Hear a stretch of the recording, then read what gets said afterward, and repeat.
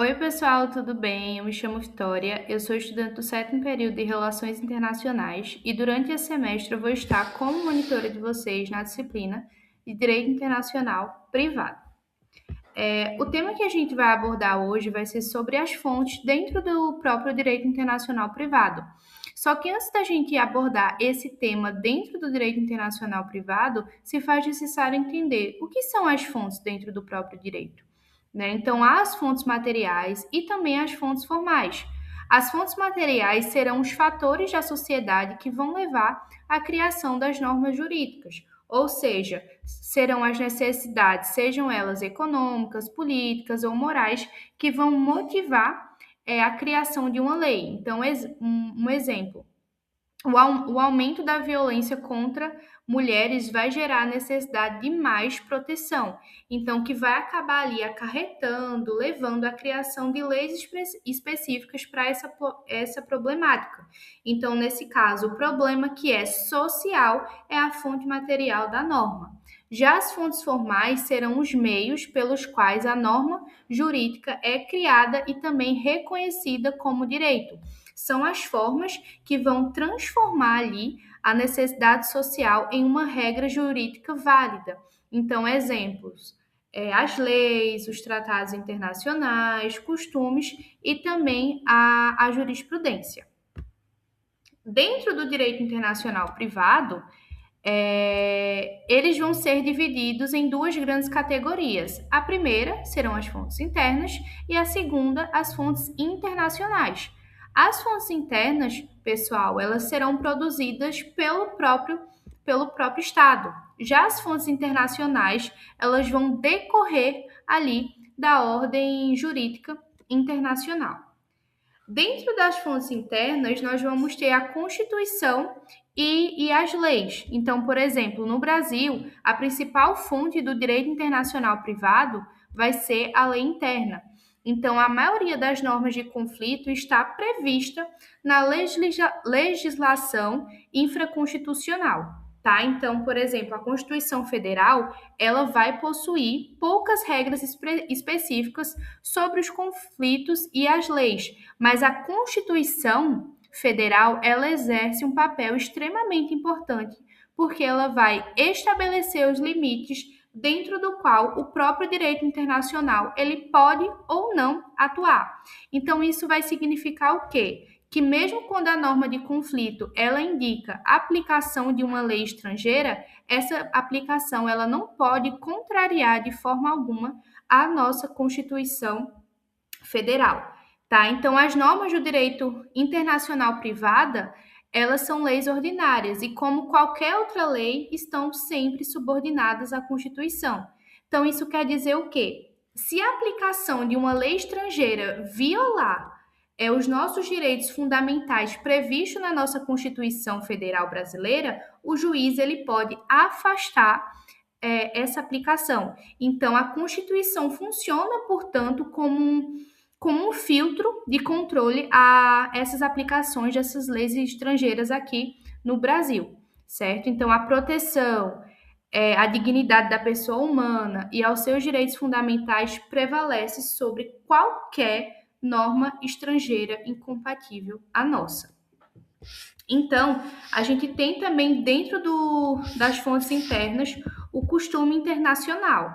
Só que a principal fonte interna do direito internacional privado brasileiro vai ser a lei da introdução das normas do direito internacional privado brasileiro. Então, os artigos 7º ao 19º, eles vão tratar das regras de conflito dessas leis.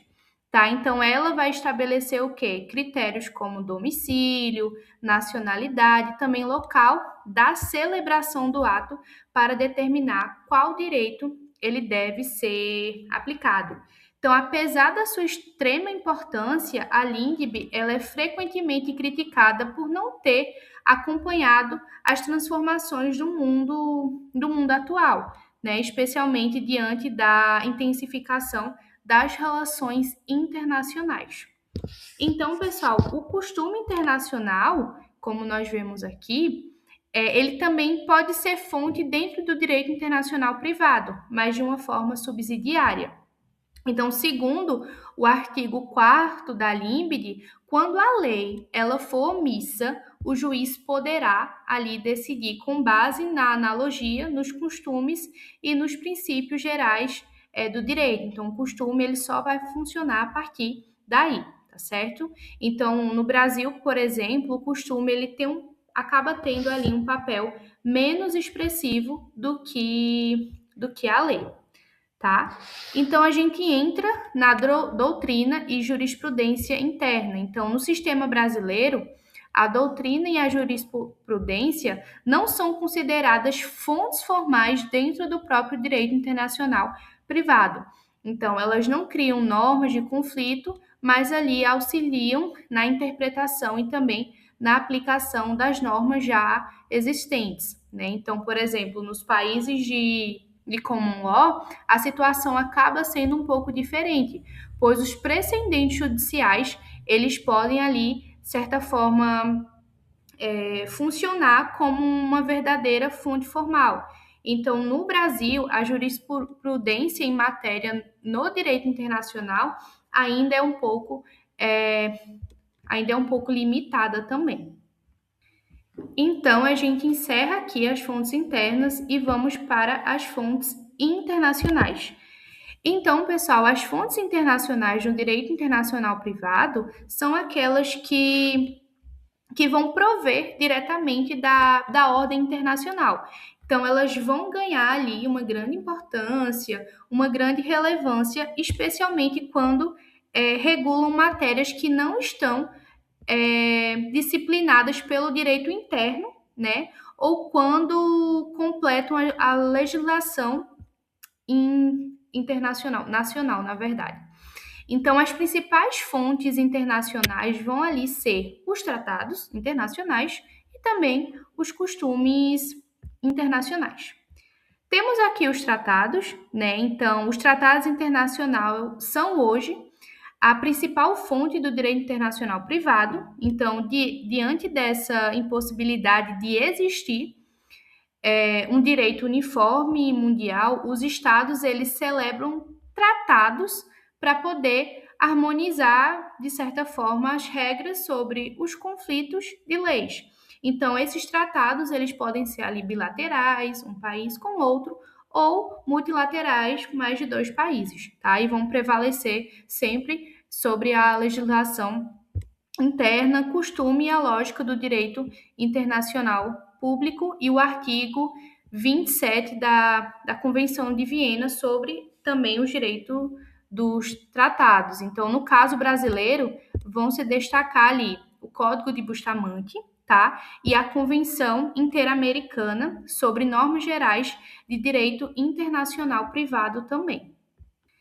E dentro dessas fontes internacionais, nós também vamos ter o costume internacional. Então, o costume internacional ele é uma fonte formal do direito internacional, embora com aplicação mais limitada. Então, ele vai se formar a partir de 2 elementos, a prática geral do Estado e também a convicção de que essa prática é juridicamente obrigatória. Então, no comércio internacional, por exemplo, os incoterms, eles vão representar a consolidação de práticas costumeiras amplamente aceitas. Então, assim, no direito internacional, os tratados eles têm um papel mais expressivo do que o costume. E para finalizar, nós então entramos na jurisprudência internacional. Então, a jurisprudência internacional, pessoal, ela tem participação reduzida, né, no direito internacional privado, pois poucos conflitos de leis chegam a tribunais internacionais, como, por exemplo, a Corte Internacional de Justiça. Então, isso ocorre porque, em regra, os conflitos de direito internacionais eles vão envolver partículas ali que não têm acesso direto às cortes internacionais. Então, entretanto, a arbitragem internacional aí ela vai possuir um papel relevante, especialmente em comércio internacional, tá? Pronto, gente, finalizei por aqui, tá certo? Agradeço a atenção de todos e todo o conteúdo, o slide, ele foi tirado através do livro de Mazzuoli, tá? Ele é uma grande referência dentro do direito internacional e indico muito a leitura desse livro para vocês entenderem um pouquinho mais sobre as fontes.